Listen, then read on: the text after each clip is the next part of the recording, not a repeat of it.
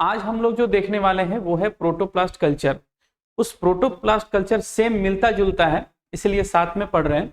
Protoplast culture भी एक बहुत इंपॉर्टेंट टॉपिक है। इससे क्वेश्चन जो है डायरेक्टली एंजाइमेटिक मेथड से पूछे जाते हैं।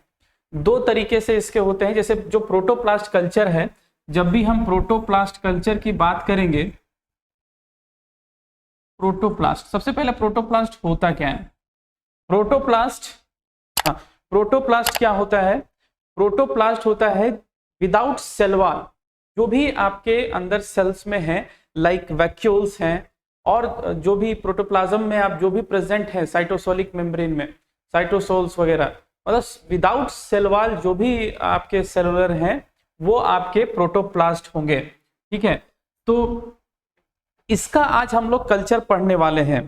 तो जब कल्चर पढ़ेंगे तो सबसे पहले जो हम लोग चीजें पढ़ेंगे वो है इसका आइसोलेशन। क्योंकि जब भी हम किसी चीज का कल्चर करते हैं, जैसे प्लांट टिश्यू कल्चर हम लोग कर रहे थे, तो प्लांट टिश्यू कल्चर में हम लोग एक्सप्लांट ले रहे थे।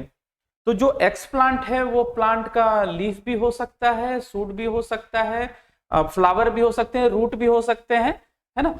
किसी भी आप पार्ट को एक्सप्लांट बना सकते हैं और उससे पूरा का पूरा प्लांट डेवलप करवा सकते हैं।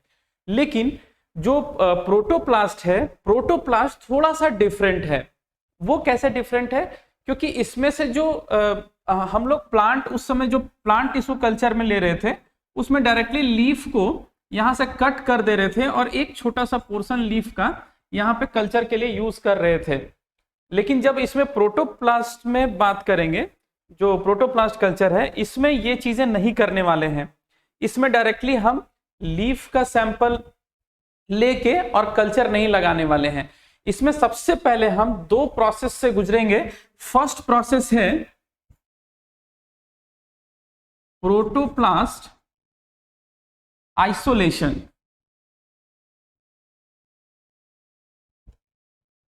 और दूसरा इसका प्रोसेस है प्रोटोप्लास्ट कल्चर, जो कि आपका मेन टॉपिक है। ठीक है, तो प्रोटोप्लास्ट कल्चर के लिए सबसे पहले आपको आइसोलेशन करना होगा। विदाउट आइसोलेशन आप प्रोटोप्लास्ट कल्चर नहीं कर सकते हैं। तो जब भी हम प्रोटोप्लास्ट कल्चर की बात करेंगे तो प्रोटोप्लास्ट में आइसोलेशन सबसे इंपॉर्टेंट रोल प्ले करेगा। तो देखिए सबसे पहले करते क्या क्या है। विदाउट सेल वॉल, आप इसको लिख सकते हैं विदाउट सेल वॉल।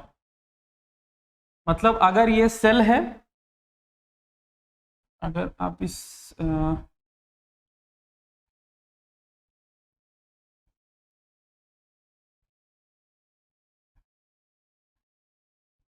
हाँ, ये सेल है, प्लांट सेल। तो आप सेल के अंदर मेम्ब्रेन है, ये रहा आपका मेम्ब्रेन, है ना, और ये अंदर में वैक्यूल्स, लगभग 90% पार्ट जो है वैक्यूल से कवर होता है। तो आप अगर इस सेल वॉल को हटा देते हैं, रिमूव कर देते हैं, तो अगर सेल वॉल को हटा दिए तो क्या बचा? सिर्फ ये आपका मेम्ब्रेन और अंदर वैक्यूल्स, और उसके बाद जो अपना साइटोप्लाज्मिक कंटेंट जो भी है, राइबोसोम्स वगैरह जो भी है, सारे चीजें। तो विदाउट सेल वॉल प्रोटोप्लास्ट है। अब देखिए इसका एक मतलब तो समझ में आ गया कि हमें क्या करना है, कि सेल वॉल को हटाना है। ठीक है, तो आइसोलेशन में हम सबसे पहले क्या करने वाले हैं? सेल वॉल को हटाने वाले हैं। सेल वॉल हटेगा तभी उसका हम कल्चर कर सकते हैं। ठीक है, लेकिन टिश्यू कल्चर में ऐसा नहीं था। वो डायरेक्टली पूरा का पूरा सेल जो है हम क्या कर रहे थे, उसमें डाल रहे थे कल्चर मीडिया में। लेकिन इसमें सबसे पहले हमें आइसोलेशन प्रोसेस से गुजरना होगा। तो अगर एक इसका डायग्राम बनाते हैं, तो डायग्राम अगर आप देखेंगे तो अगर ये प्लांट है, ये प्लांट रहा आपका, ठीक है। अब इस प्लांट का क्या करने वाले हैं? जो यंग प्लांट है, इसका पूरा का पूरा स्टेप समझेंगे हम लोग, कैसे क्या कर रहे हैं।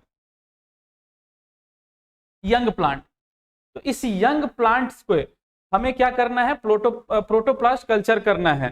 तो उसके लिए सबसे पहले आपको टिश्यू कल्चर में भी बताया है कि सबसे पहले क्या करेंगे, स्टेरलाइजेशन, वो दोनों में होने वाला है, क्योंकि स्टेरलाइजेशन आप नहीं करेंगे तो जो उसमें माइक्रोब्स प्रेजेंट हैं वो आपका क्या करेंगे, जो माइक्रोब्स प्रेजेंट हैं वो आगे जो कल्चर में है वो नुकसान पहुंचाएंगे, क्योंकि जो मीडिया हम लोग बना रहे हैं प्लांट के लिए तो उसमें क्या होगा, मे बी ऐसा हो सकता है कि बैक्टीरिया उसको यूज करेगा और कंटामिनेट कर देगा, कंटामिनेट करेगा तो आपका प्लांट ग्रो नहीं कर पाएगा। तो इसीलिए सबसे पहले सरफेस स्टेरलाइजेशन मैंने बताया था आपको, ठीक है। तो सरफेस स्टेरलाइजेशन करेंगे, तो सरफेस स्टेरलाइजेशन होगा, लीफ का स्टेरलाइजेशन हो रहा है, स्टेरलाइजेशन,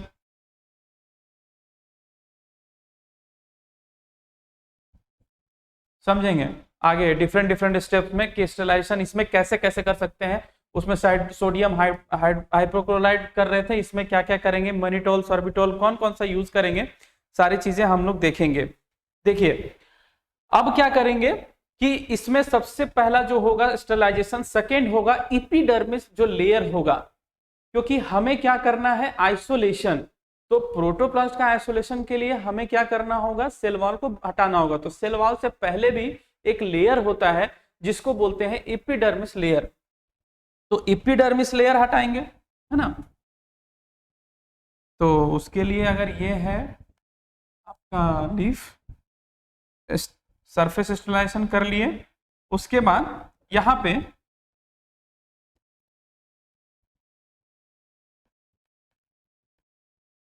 ये एक स्कैल्पेल की मदद से क्या करेंगे, रिमूव एपिडर्मल लेयर,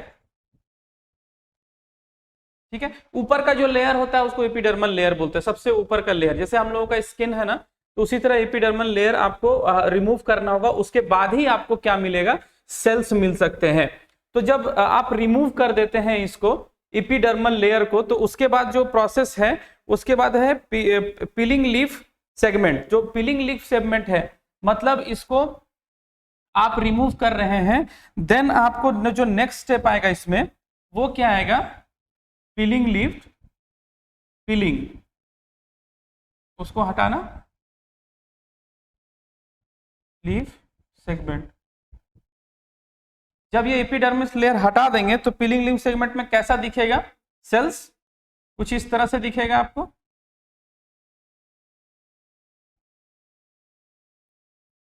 इस तरह से दिख रहा है। जब माइक्रोस्कोपिक व्यू में आप देखेंगे तो प्लांट सेल इस टाइप का आपको दिखेगा। तो पीलिंग लीफ सेगमेंट आपको दिख रहा है बहुत सारा।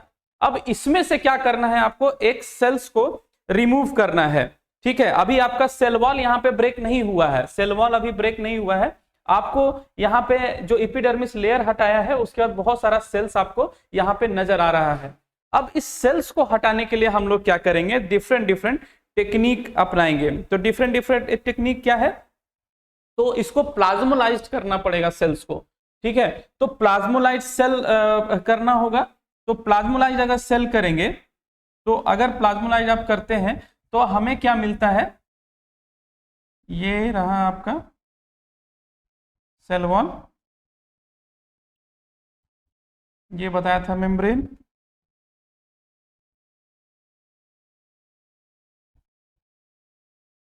चलो इसको वैक्यूल मान लेते हैं, ठीक है। ये आपका सेल वॉल, ब्लैक वाला, सॉरी ब्लैक से ही लिखते हैं, ये ऊपर का सेल वॉल। बेसिकली आपको यही रिमूव करना है सेल वॉल को। तो यहां से इसको रिमूव करने के लिए जो प्रोसेस होगा इसी चीज को हम लोग को देखना है। तो प्लाज्मोलाइज सेल आप लिख सकते हैं इसको, कौन सा सेल है ये, प्लाज्मोलाइज्ड।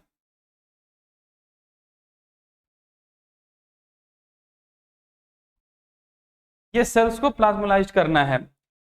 जब आप प्लाज्मोलाइज सेल बना लेते हैं उसके बाद इसको एक एंजाइम मिक्सचर में डालते हैं। जो सेल्स है इसको एंजाइम मिक्सचर में डालेंगे। तो एंजाइम मिक्सचर में जो डालेंगे, सपोज ये आपका एंजाइम मिक्सचर है, यहाँ पे एक ट्यूब ले लेंगे, उस ट्यूब में एंजाइम मिक्सचर प्रेजेंट होगा।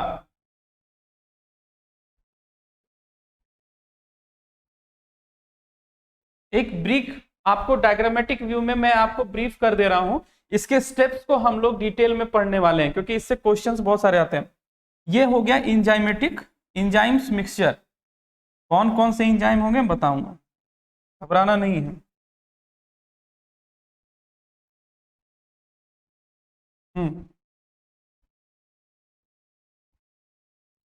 इंजाइम मिक्सचर,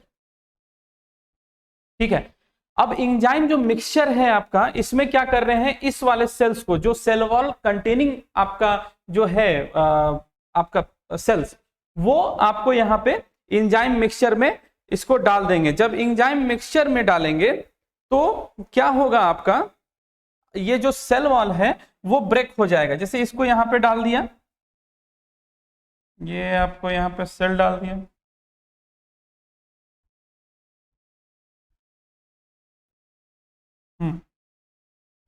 तो इसके बाद का जो स्टेप है, जब इसको निकालेंगे तो यहाँ पे क्या हो रहा है, आप देखेंगे कि क्या होगा कि जो सेल वॉल है वो कुछ इस तरह से आपको दिखेगा, टूटा हुआ, ठीक है।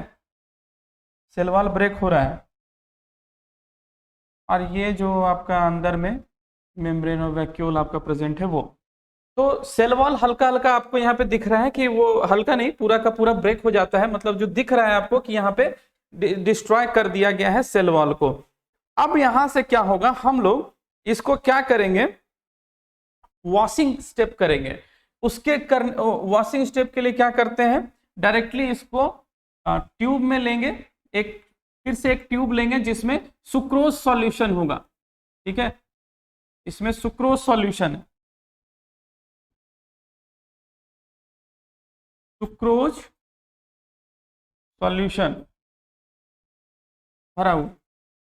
सुक्रोज सॉल्यूशन में ये वाला आपको डाल देना है, ठीक है। और डालने के बाद फिर उसको सेंट्रीफ्यूज करने वाले हैं। सेंट्रीफ्यूज आपको पता है, सेंट्रीफ्यूज एक ऐसा प्रोसेस है जहां पे क्या करते हैं कि एक गिवन स्पीड में आप उसको घुमाते हैं, जो सेंट्रीफ्यूज मशीन होता है उसको घुमाता है, और अकॉर्डिंग टू देयर साइज, वो अपने साइज के अकॉर्डिंग क्या कर रहा है, अब सेपरेट हो जाता है। सेपरेशन मतलब कि जो सबसे बड़ा पार्टिकल होगा वो सबसे नीचे आ जाएगा और उससे जो छोटा होगा वो उसके ऊपर आएगा, ठीक है। जो सुक्रोज वाला पोर्शन होगा वो आपको क्या होगा, सुक्रोज सॉल्यूशन होगा, और सुक्रोज सॉल्यूशन में इसको डाल देंगे। और डालने के बाद क्या कर रहे हैं हम लोग, इसको सेंट्रीफ्यूज कर रहे हैं। सेंट्रीफ्यूज जब हो जाएगा पूरा का पूरा, तो देन हम लोग क्या देखते हैं कि जो सेंट्रीफ्यूज होने के बाद जो नीचे क्या होगा, नीचे यहां पे, जैसे यहां से ये दिखाऊं,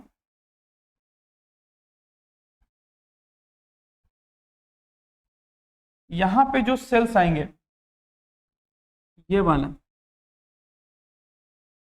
इसको बोलेंगे सेल डेब्रिस,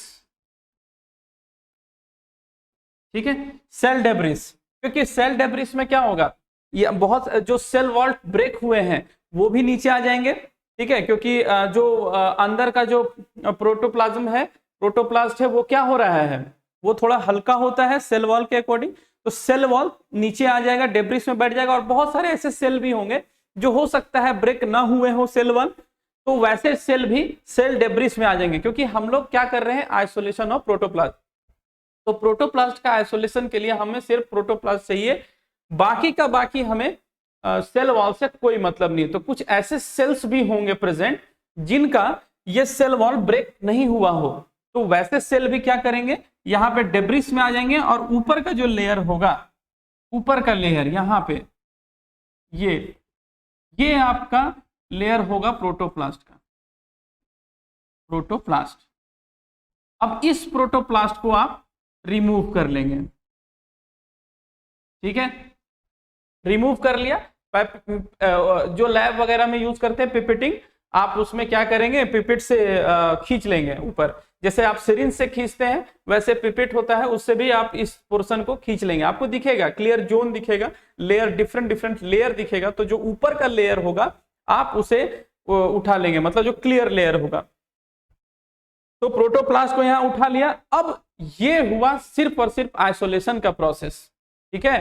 अब ये पूरा का पूरा आइसोलेशन के प्रोसेस में हमें पढ़ना है कि कैसे कौन सा एंजाइम यूज कर सकते हैं, कैसे उसको हम लोग क्या कर रहे हैं, प्लाज्मोलाइज कर रहे हैं सेल को, क्योंकि प्लाज्मोलाइज सेल के ऊपर बहुत घुमाता है। मैं आपको पूरे डिटेल में समझाऊंगा और एक एक चीज उसमें क्लियर कराते जाऊंगा। जो ये रिमूव कर रहे हैं प्रोटोप्लास्ट, अब प्रोटोप्लास्ट रिमूवल के बाद बारी आती है कल्चर की। तो कल्चर मैंने आपको पहले भी बताया है कि कैसे प्लांट सेल का कल्चर करते हैं, वैसे ही इसको भी कल्चर करना है। डायरेक्टली क्या करना है, इसको उठा के आपको डायरेक्टली ले लेना है मीडियम में प्रोटोप्लास्ट रहेगा और उसके बाद उसको कल्चर कराएंगे। तो धीरे धीरे वो आपको कैलस बनेगा, कैलस से फिर उसके बाद आपको सेल्स बन जाएंगे जो भी आप प्लांट बनाने वाले हैं। क्लम्प ऑफ सेल, उसके बाद सेल वॉल। क्या होगा कि जो प्रोटोप्लास्ट है उसको जब मीडियम में आप डालेंगे, देखिए यहाँ पे तो थोड़ा ये हो गया, यहां से स्टार्ट करते हैं। जो आप क्या किए, ये आपका प्रोटोप्लास्ट था,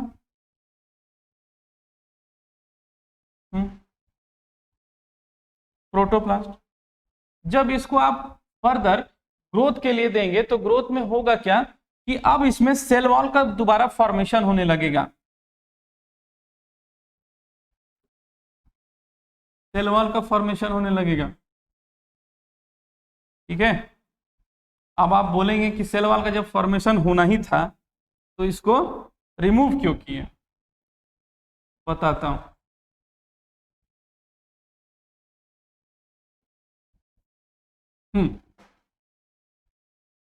यहां पे स्टेप होगा फॉर्मेशन ऑफ सेल वॉल।